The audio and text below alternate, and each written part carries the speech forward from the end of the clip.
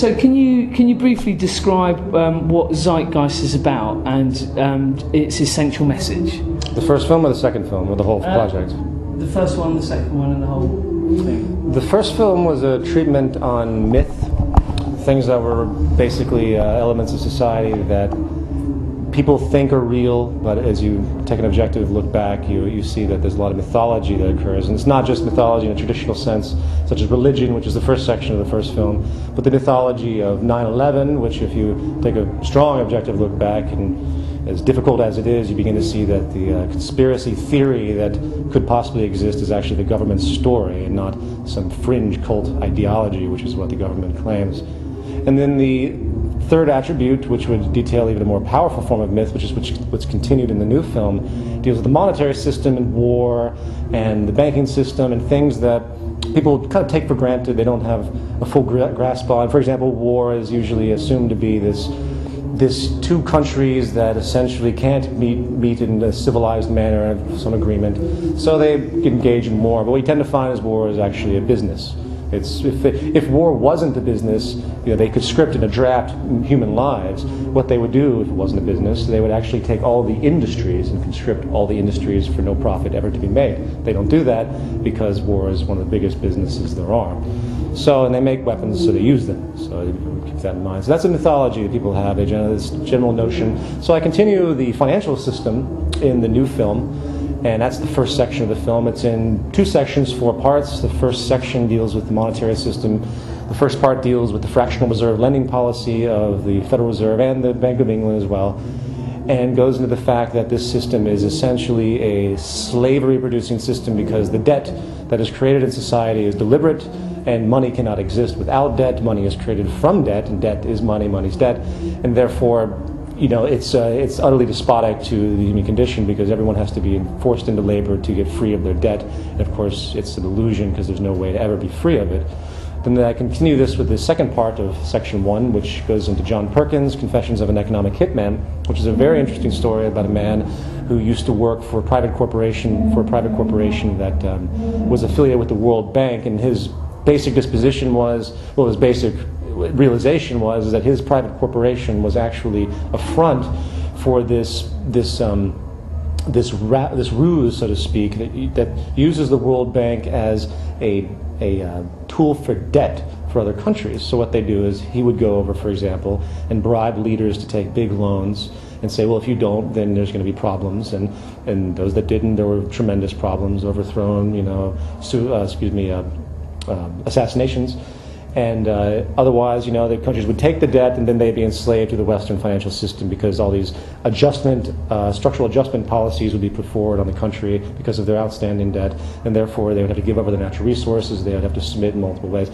So that's the first half of the second film, and then the second half deals with change in an attempt to override all of this stuff. And the essential argument is that the monetary system is not only structurally flawed, because of the first section of the film, I deal with the financial system, to the extent where, structurally there's not enough money in the system, there's always scarcity, structurally to the extent that the World Bank is, in fact, very much a despotic, hegemonic institution. But that also bleeds over into the other most important part, which is the psychological manifestation of the monetary system, and how it actually relates to our behavior in society, and how we essentially don't know how to relate to each other because we've been conditioned, at least in a civil way, we don't know how to relate to each other in a civil way because the entire system is based on everyone leeching off of everyone else. And it's a very fundamental thing. Most don't think about it that way.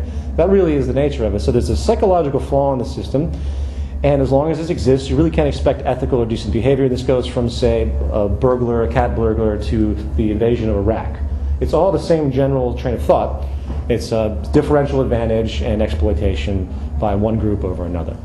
So then I propose a solution to this core element, and that is this project by a man named Jacques Fresco called the Venus Project, which is essentially a notion of redesigning society from the ground up to make it actually humane, to where as opposed to everyone fighting together, everyone contributes.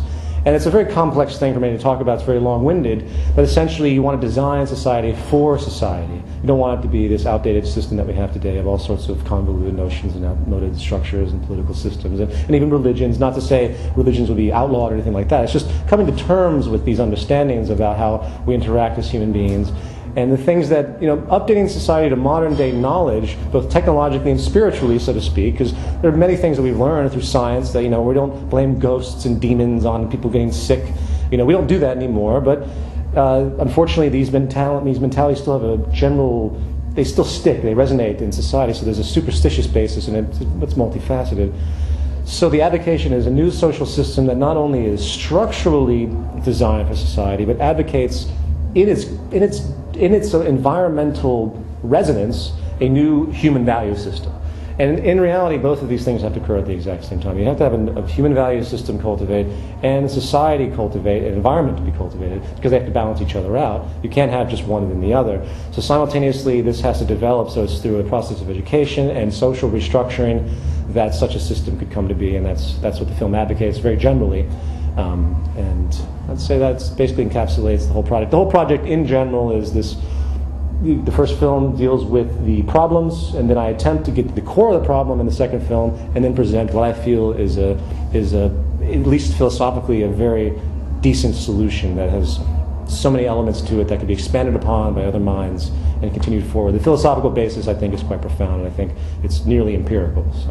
I think you've done a fantastic job on it. I really enjoyed watching it. It was kind of one of those documentaries you watch and you kind of shake yourself down and feel slightly different after watching it. So thank you very much. Oh yeah, sure. Thank you. I'm interested to know, talking about the monetary system just for a moment.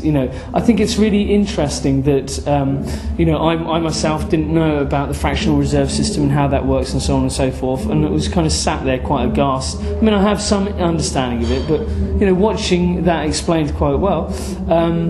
And it kind of led me to think, why don't we, as you point out in the documentary, why don't we as individuals fully appreciate money within the centre of our society? It's obviously fundamental to it. So, I think it would be very helpful for people to sort of be educated in that.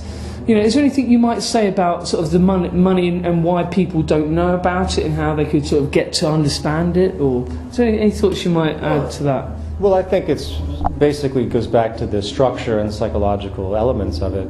Well, first of all, people don't generally know how money is created. They have no understanding of money. It's just one of those things that exists in the system and they just live with it. And most have never questioned it. It's a form of faith, and that goes back to its religious connotations, as I had pointed out in the first film. Basically, I would say that people need to learn about what the system is, of course, not only from its structural standpoint, but in psychological standpoint. I think once people wake up to realize, for example, structurally, that you're only as free as your purchasing power will allow you to be. People think we live in a free country or whatever. In the United States, it's a free country, so they say. Well, how is that when you have no choice but to submit yourself to what is essentially a private dictatorship in a corporate structure 40 hours a week on average? How are you free when you literally have to work in some predefined element that you have very little choice to? Some people can be entrepreneurs and make their own way, but still, they're restricted by the structure. So you're only as free as the purchasing power will allow, and most don't consider that. They don't think about that because they've been brainwashed into what the meaning of freedom actually is. On a different point, democracy is another word that's thrown out in our societies. Democracy is basically... There's no such thing as a democracy in a monetary system, especially based on our current monetary system, because the more money you have, the more advantage you can get. And the whole element of an election is how much media coverage you can get, because that's how people learn about you. So if you're a small-time guy with all the great ideas, all the altruism, and the media doesn't like you, for example, in the United States there's a man named Ron Paul who was blacklisted in the media. He really represented all the things that I think really would help things, like shutting down the Fed, limiting the income tax, and disbanding from all of these larger, really despotic financial structures.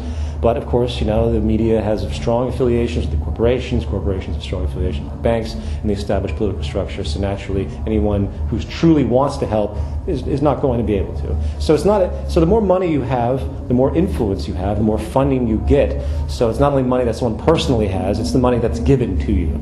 So very simply, Barack Obama in the previous campaign versus John McCain. Barack Obama crushed McCain in his overall financing, and I think it's very transparent that it has a strong effect because his capabilities are much more powerful. So anyway, I don't want to go on that tangent, but ultimately what I would say is that the structural system on multifacets is not only a slavery-based system, it's an illusion that has been created to think it's normality to function the way we do. And the psychological ramifications, which people really need to think about, is, again, as I mentioned before, this chiseling off of each other. And I think people need to really understand that about themselves and start to think about their own morality, so to speak, whatever that may be, and how they're literally broken away from their ability to be ethical, because you can't be ethical in the system. It's inherently corrupt, because the only way you can survive is by gaining differential advantage one way or another over another group or individual. And that's really the absolute foundation of it. So if people think about that, I think they would wake up to the need to get changed, the need for change, and to move out of such a system. Thank you for that. I'm not sure if you just answered my question, because I wanted to explore, if you will, for a moment, the idea of money. I don't want to go on too long about this, but I, for example, 2 years ago said to myself, I don't care about money anymore. I've actually ditched it, and I value friendships and creativity and other things is far more valuable, actually.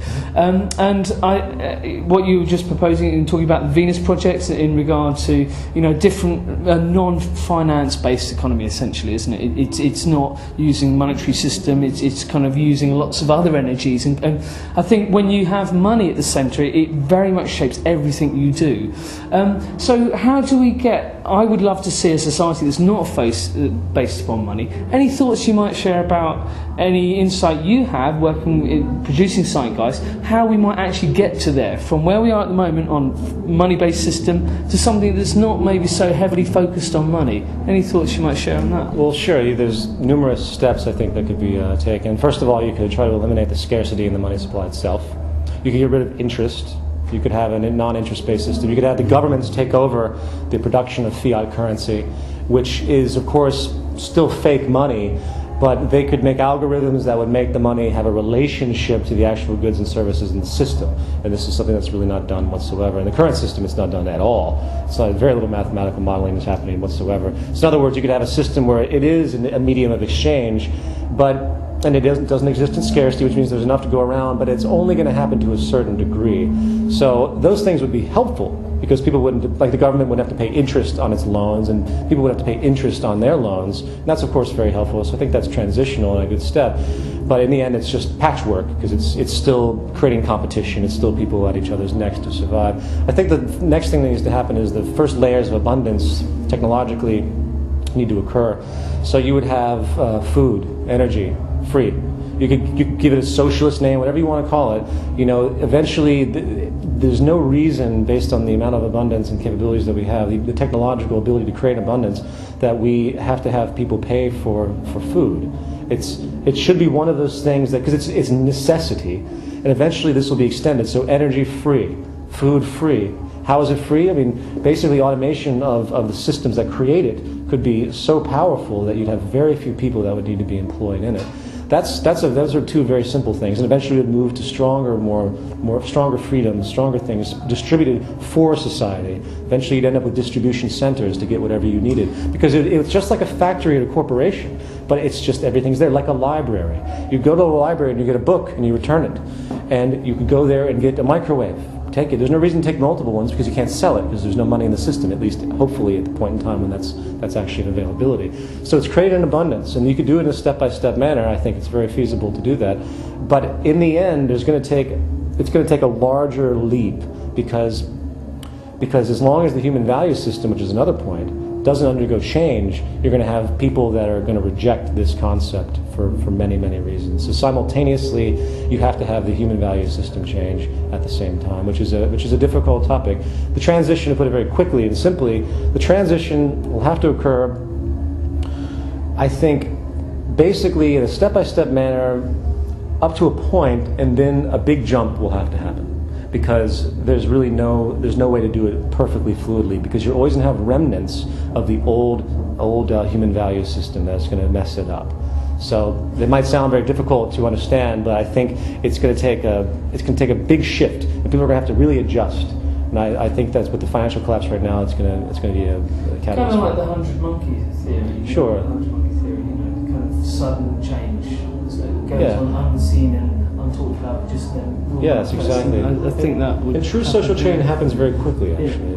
The real cataclysmic social change, I think, happens very quickly, due to biosocial pressures. So I hope that answers your question. It does, thank you. It's a difficult question. It is, Transition is what I think about the most, and there's many different angles for it, but essentially you have to just start changing really the human value system more than anything else. You have to get rid of this greed mechanism that's constantly perpetuated. And of course the media is a great way of doing it. Using zeitgeist on the internet, it's been seen by how many people? The first film, I have to say conservatively, is, I say 50 million, but I think it's actually much larger than that. And the new one, I have to say about 3 million so far. So big surge of people initially who watched it. I'm sure will slow down. But I just wanted to explore with you briefly what led you up to creating Zeitgeist. Why did you do it? Why didn't you just sit there and do whatever it is you fancied doing? Why specifically were you motivated to go and make this? Well, I think initially the first film came out of a certain degree of angst and an upset disposition with the current power establishment. 9/11 was a very traumatic experience, being in New York, and then slowly going back years later and realizing what actually happened, or at least what seems to have happened. The government story has been proven, I think, definitively to be the conspiracy theory, and I think that's important that people think about, because it shows how far the system wants to go in order to preserve itself. That's the way I see it. Of course, lots of money being made, lots of legal actions based on it, but that was a catalytic point for me. I was like, well, I want to do something for my own conscience. I just felt like doing something. It wasn't that I felt I could actually change anything, but I think people, and I think this is a good point, I think people, when they get to a certain point, they want to do something. They don't want to just be rewarded with money for things that they do. They want something more. I think there's a lot of emptiness in most people, because they have nothing. All they have is their jobs and their money and their families, which of course is important, but there's something missing that is intrinsically flawed. It's a flaw in the system that creates a big gap, because there's an emptiness because of the forced element of the system itself. And not to mention, the destitute, when you realize, say, that the government might be responsible, and there's a history of this type of stuff, of multiple governments doing stuff like this. So 9/11 was a big catalyst for that. I've always studied religion. Religion was always very interesting to me. I studied, very countercultural religion. Started reading things that most people did not read. People from the 1800s that did all these investigative things that was very much suppressed. And then the banking system was sort of an afterthought, because I really hadn't learned much about it until I started realizing, like 9/11, I was like, well, they're making so much money, and I sort of fell into the banking system thinking about it. And then it started changing. The next film came out. I was like, this makes perfect sense. And I think about my life, and I think about all my friends and my family, that you grow up, you have a natural curiosity as a child, and you grow, and suddenly you're slowly oriented through education, and you get through college, you put in debt, and then you have to find your slot that's pre-existing, usually. That's pre-existing for you to live and survive. So you're basically raped of your general curiosity and ability to be free by the system itself. And I began to ask myself, well, what's the value of most occupations anyway? What's the value of certain people doing, secretaries and working at Kmart and people doing what are basically totally mindless occupations? People say, oh, they have to exist. Well, that's the thing that isn't true. That was what inspired me. Through technology, we don't have to clean out sewers anymore with our hands. We have machines that do this. We don't have to go to the coal mines anymore. We don't have to do tons of things. An automobile production plant, which was considered very dangerous back when all humans were doing it, now is 95% automated. So this is an important revelation, and it's time society shift this focus, and that's why the latter half of Zeitgeist Addendum, I go into this point very specifically, and of course the social design. So it's multifaceted. That was a growth period for me, but I think the initial trigger was 9/11. Honestly, it was that moment I decided to do something. So. Brilliant. Thanks for that. We're all working here on the same sort of premise. Yeah. So is there going to be an addendum too, or? No, I don't think so. No. What's next for you? What's your next? I'm not sure. I'm here to advocate the movement now, which is a lot of work. So the website is zeitgeistmovement.com. There's tons of stuff that I have to do to get this up and running. I have a lot of work that will cover years. So my media work is important, my creative work is important, but I'll probably do smaller projects, but I don't think I'll make another feature film for a while. I'm pretty much satisfied with these two productions, and there's no reason to just keep it going unless I have something very specific. There's so much stuff that can be supplemental to to these films that doesn't need to occur in a film, needs to occur in information and, you know, just tangible stuff, not something as wide as these films are, which is what they are. It raises lots of questions, which is the point, you know. So. Final question. Do you think society, our society, Western culture, if you like, other cultures as well, and so on, do you think there's a point to it? Do you think they're trying to achieve? Do you think they? I say they. I mean we, because I don't believe there is a they and us. I think we are all totally connected in every way. So it's our thing, and you know, I'm looking at one of my things is like the social synapse, how we actually collectively think and manage and process and do work. You know, do you think our society or societies have an intrinsic idea that they're working to? You know, it's a point. Is there something that society is working toward, in your opinion? As it exists now? Well, as it exists now, I think it's actually quite paralyzed. I think there's a lot of altruistic notions that are put forward. There's a lot of people that want to see change, but most don't realize that it's the social system that's to blame. They don't really understand that going after all, you know, the criminal elements or this and that is really going to change anything. It's you have to do it. You have to be activist oriented to go after these things. But I don't think most realize that they're paralyzed, and that the more they go after and, you know, correct things, it's just a matter of time before the same problems keep arising, because it's coming from the actual system itself, which I deviate back to the monetary system. I think deep down there's an aspiration to have human society move forward. I think most would want that. I think most would like a world without war or poverty, but they have no idea how to get that because they don't understand what the real problem is. So a lot of people like to blame the they, that they are doing everything. And to a certain extent, of course, there is a they, and they do operate, but we support them. So it's really just we, and we tolerate a whole hell of a lot. The fact that you don't have people up in arms to the extent that they should be over, say, the Iraq War and the slaughter of way over a million people is disgusting. But they don't know what to do, and they feel helpless, and they're in debt. They have to maintain their job. They don't have time to think about world consciousness. And that's another flaw of the system itself. So I think deep down people want change. They want to see a positive world. I don't think there's anyone out there that deep down just wants to see everyone tortured and destroyed. If they do, they're a victim of this culture in a much more aberrant manner. But nevertheless, I think, you know, it's positivity is there, but no one knows how to do it. My take on it is, if you take, for example, you know, like a bell-shaped curve and normal distribution, you know about that, right? Yeah. Of course you do. So if you ask most people, you know, what do you think of the current sort of geopolitical situation? What do you think of these wars? What do you think of the way we live in a monetary-based system? I have a general feeling that most people say, no, actually, no, I don't like that. You know, I don't think it's right to treat people, to let people starve, to, you know, build nuclear bombs. I think I have a feeling, a thesis, that most people say no. So in which case, why do we have it? That therefore explains the inherent fault in the system. Because if you ask people if they want it, they say no. So why have we got it? I think they've been brainwashed to think it's necessary, even though they know that it seems irrational and ridiculous. To think that we should have bombs that can blow out, you know, a quarter of the surface of the planet, you know, to any thinking mind, obviously that's absolutely nuts. Especially when you realize that if you take all of that technical know-how, all of the scientists, and point them towards something that's actually socially beneficial as opposed to figuring out how to make weapons that are better. If you took all of the military and melted it down and used it for a social design, it'd be unbelievable what we could do. So people just don't understand. They don't understand. They think war is natural. That's all they've known in this structure. So everyone only knows what they've experienced, and it takes a long time for, I think, a lot of people to realize that you can have a world without any of this stuff. You need to come to terms with what the root causes actually are.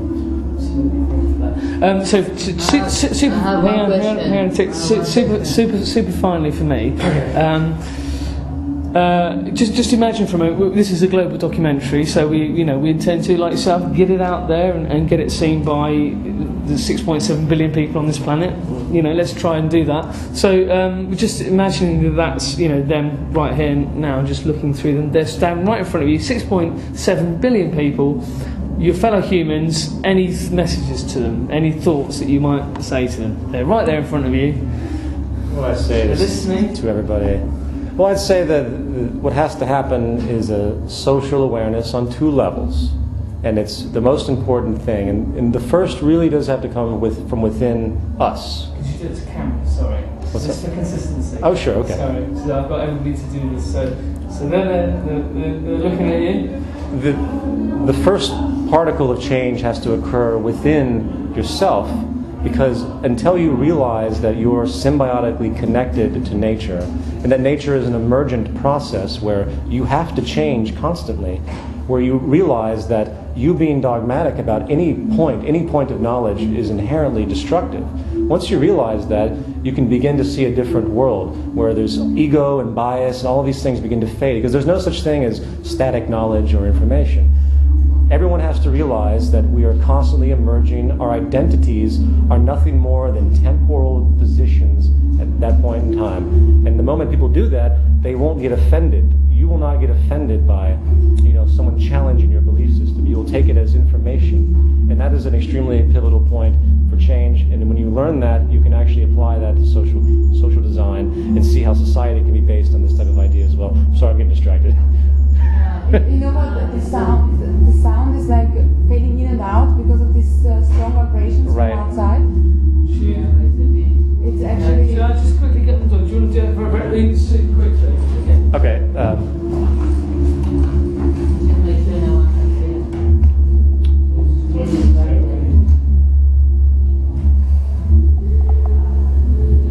Should I try it out?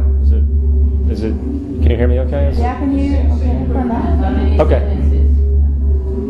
What I'd like to say to everybody is that the first thing that has to happen is that you have to realize the emergent and symbiotic aspects of natural law as it applies to you. To realize that everything you think you know is actually undergoing change and will always undergo change. And therefore you can't get hung up on any position, any identity, any thought processes, any belief, because any faith specifically as well. Because the moment you do that, you restrict new information. I think that's the most important thing. And once you realize that you're interconnected with nature symbiotically, it establishes an entirely different worldview. So what I would communicate to everybody out there is that understand the symbiotic and emergent relevance of natural law and how it applies to you. I hope that's okay. I'm really delirious at this point. I just have one question, and basically it's for news piece, and it's 1 minute and a half. It's not a documentary. Oh, okay. It's for an independent TV station. So the question is basically how in your understanding of what you've been researching with the economic system, how did the credit crunch come about? That's basically it. And if you can say it in very shortly. As far as the term credit crunch? Well, what's going on right now? Why the money supply is contracting? Yeah. Okay. And so basically, for example, I heard credit crunch, and it's like, what's that? I have a clue, I don't understand. Sure. So if you could explain to me as someone that has got a clue, but if Okay, you want me to look at you or look at the camera? Okay. Others, ready? Yeah. Brilliant. There are a lot of news agencies talking about a credit crunch that exists in the system right now. And most people, when they hear that term, have no idea what that means. All it really means is that money is contracting. In economics, most economics people will tell you that there's a boom and bust cycle. And all this is expansion of money and contraction of money. So what's happening now is a much larger contraction. So this credit crunch is actually the result of a series of boom and busts that have been going like this, and it's been one big expansion wave. And now it's time for a much larger a contraction wave. And that is what's happening. That's what the credit crunch is. It isn't, bad loans or anything. It means money is disappearing, and that's because of the fractional reserve-based monetary system more than anything else. Cool.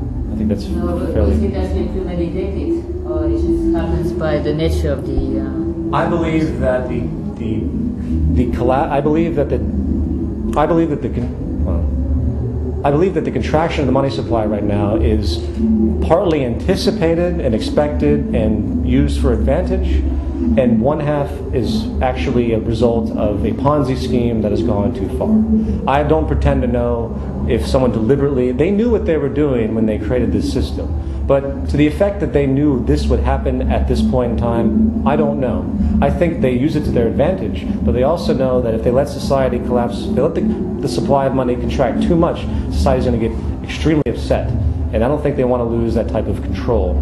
So I believe that it's a combination of the Ponzi scheme known as the fractional reserve system and the expectation. And what they're doing, and that expectation is doing whatever they can to capitalize on it through the consolidation of power, and simultaneously trying to really placate the general masses by having them, feel like everything's actually fine. Because if the public really freaks out, then they're going to have a bigger problem on their hands, and whatever gain they might have might actually blow up in their face. As people might say, want a new social design. So if the party comes out and no one is actually spending anything, it's not buying Christmas presents, and it's not, taking their money out of the bank, will that be detrimental to them? Well, it'll be detrimental to the corporations to a certain degree. I think, but they don't. The thing is, people aren't buying things because they don't have the money to do so. There's no availability of money because there's not enough people willing to take on new loans, or there's not enough people willing to do all the attributes that are required. There's not enough jobs available. Jobs are drying up because the resources of larger corporations are drying up because their loan structures are failing as well. So I believe that. So yes, basically it injures the larger elements of the corporations because they need the money to come in because they have their own debt to deal with. Everyone is susceptible to this game on one level or another. The banks, they have the highest degree. They can manipulate things to a certain degree, but of course they fail too. Now that doesn't mean that the whole system is going to be blown out. Not at all. They keep their bonuses and everything else. They bail out everyone. They're bailing out the automotive industry in America right now. So they do what they have to do. The Federal Reserve is what's called the lender of last resort. It was put in power to deal with this exact problem because they have the ultimate authority of making money out of nothing to bail out all the problems that the fractional reserve system creates.